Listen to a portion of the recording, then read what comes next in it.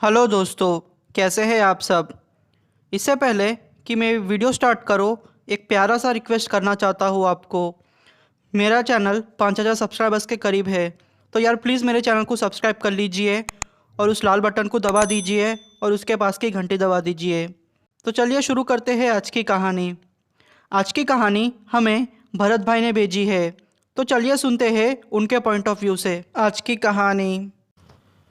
मेरा नाम भरत है और मैं तेलंगाना का रहने वाला हूँ। मेरी उम्र 20 साल की है। मैं कॉलेज में पढ़ता हूँ। मेरे पापा एक किसान हैं। यह घटना मेरे साथ जून 2016 में घटी थी। तब मैं सिर्फ 16 साल का था। मेरे बड़े भाई का नाम शरद था। हुआ यूँ कि उस दिन मैं कॉलेज से थोड़ा जल्दी आ गया था। पापा ने कहा कि खेत की रखवाली करने के लिए रात को खेत जाना पड़ेगा।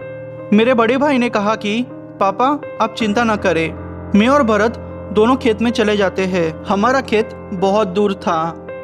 हम लोगों ने हमारे खेत में छोटा सा घर बना के रखा था। मैंने और मेरे भाई ने आग जलाकर बातें करना शुरू कर दिया। बातें करने के बाद मैं अपना खटिया लगाकर एक पीपल के पेड़ के नीचे जाके सो गया था। ईयरफोन लगा के मैं गाने सुन रहा था। गाने सुनते सुनते मुझे कब नींद आ गई मुझे पता ही नहीं चला। मेरी आंख खुली तो रात के 2 बज गए थे। सब कुछ जैसे थम गया था। सन्नाटा छा गया था। हमारी फसलों में से किसी की आवाज़ आ रही थी। मैंने सोचा कि मेरा भाई होगा। मुझे टॉयलेट जाने की ज़रूरत महसूस हुई। मैं अपने खेत से थोड़ा दूर जाके टॉयलेट करने लगा। अपना काम ख़त्म करके मैं अपने खटिए के पास आ गया। मेरा बड़ा भाई रूम के अंदर सो गया था। शायद कोई आवाज़ नहीं आ रही थी। मुझे अंदर सोना पसंद नहीं था, इसलिए मैं बाहर सो गया था। मैंने आंखें बंद की होगी कि मुझे ऐसा लगने लगा कि किसी ने मेरा खटिया उठा लिया हो। मेरी आंख खुली तो पीपल के पेड़ के पत्ते मेरे चेहरे पर महसूस हो रहे थे। अचानक से मेरा खटिया किसी ने ज़ोर से पटका। मैं नीचे गिर गया था। मुझे चोट लग गई थी। मैंने सोचा कि यह मेरा वहम है और मैं सपने में गिर गया होगा। शायद ये सोचना मेरी सबसे बड़ी गलती थी। मैं अपने खटिए पर अकेला लेट गया। लेटकर आसमान में तारे देख रहा था और पीपल के पेड़ के ऊपर मुझे कोई औरत बैठी हुई दिखाई दे रही थी। मैं आपको बता नहीं सकता कि मैं कितना डर गया था। मुझे तो कुछ भी समझ नहीं आ रहा था। ये इमेजिन करना भी भयानक होता है। उसके कपड़े मैले थे। बाल लंबे नीचे तक लटक रहे थे। आँखों में उसके गड्ढे थे। वो अचानक से मेरे छाती के ऊपर बैठ गई और हंसने लगी।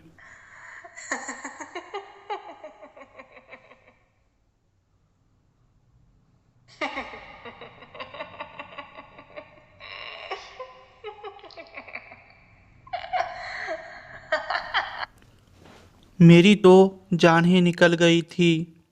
मैं आपको बता नहीं सकता कि मेरी क्या हालत हो गई। वो औरत बोली, तूने मेरे ऊपर टॉयलेट किया है, तुझे नहीं छोड़ूंगी, निकालती हूँ मैं तेरी अकड़ आज। वो औरत अपने बड़े नाखूनों से मेरे मुंह को नोच लिया। मेरा बहुत सारा खून बह रहा था। वो औरत अचानक से गायब हो गई। मैं अचानक से उठ गया। मैं अधमरे हालत में अपने आप को घसीटते हुए अपने भाई के रूम में गया। वहाँ जाके देखा तो मुझे बहुत बड़ा शौक लगा। उस चुड़ैल ने मेरे भाई को चीर दिया था। मेरे भाई की छाती चीर दी थी उस चुड़ैल ने। मेरे भाई को मारा देख मैं बहुत रोया, पर शायद अगला नंबर मेरा था। रात के 4 बज गए थे अब। मैंने मेरे पापा को बहुत बार कॉल लगाया, फिर जाके उन्होंने कॉल उठाया। मैंने सब कुछ अपने पापा को बताया। उन्होंने बोला कि तू चिंता मत कर, मैं आ रहा हूँ।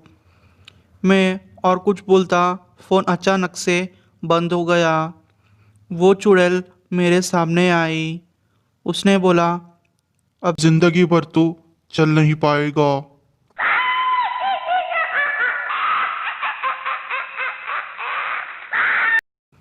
वो बोलकर उसने मेरे राइट वाले पैर पर काट दिया।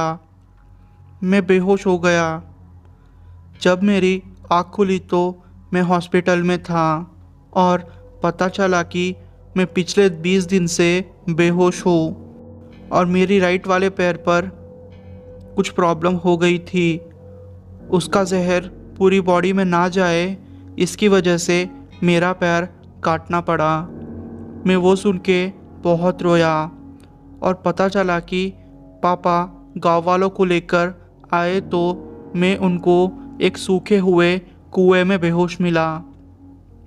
शायद उस चुड़ैल ने मुझे घसीटकर वही फेंक दिया होगा। बड़े बेटे को खोने का गम और छोटे बेटे की ऐसी हालत देख के पापा रो पड़े। मम्मी ने पापा को संभाला। मेरा झाड़ फूक किया गया। तब जाके पता चला कि उस औरत को बड़े भाई ने एक दिन अपने दोस्तों के साथ शराब पी के उस चुड़ैल के बारे में बुरा भला कहा। तब से मौके के फिरात में वो चुड़ैल थी। उसने पहले बड़े भाई को मारा और फिर मुझ पे हमला कर दिया। पापा ने सारी ज़मीन बेच दी और आज हम किसी और शहर में आ गए हैं, क्योंकि जिस बाबा ने मेरा झाड़ फूक किया था उन्होंने कहा कि अब उस चुड़ैल ने मेरा खून चख लिया है और वो मौका देखते ही मेरे ऊपर हमला करके मुझे मार डालेगी। शायद वो मेरे परिवार वालों को भी मार सकती है। उन्होंने कहा कि जितना जल्दी हो सके इस गांव को छोड़ दो और कहीं दूर चले जाओ, और उन्होंने मुझे और मेरे घर वालों को ताइज़ दिया और बोला कि इसे कभी मत उतारना वरना तुम मारे जाओगे। दोस्तों, मैं सिर्फ आपको एक ही बात कहना चाहता हूँ, आप अपना ध्यान रखिए और रात के वक्त थोड़ा सतर्क रहिए, यही आपके लिए अच्छा होगा। दोस्तों, आपको ये कहानी कैसी लगी? अगर आपको ये कहानी अच्छी लगी हो तो मेरे वीडियो को लाइक कर दीजिए और कुछ भी कमेंट कर दीजिए, जिससे कि मेरी चैनल का एंगेजमेंट बढ़ेगा। और मेरे चैनल को सब्सक्राइब कर लीजिए, जिससे कि आगे जो भी मैं स्टोरीज अपलोड करूँ आप तक सबसे पहले पहुँच जाएगी। थैंक यू दोस्तों।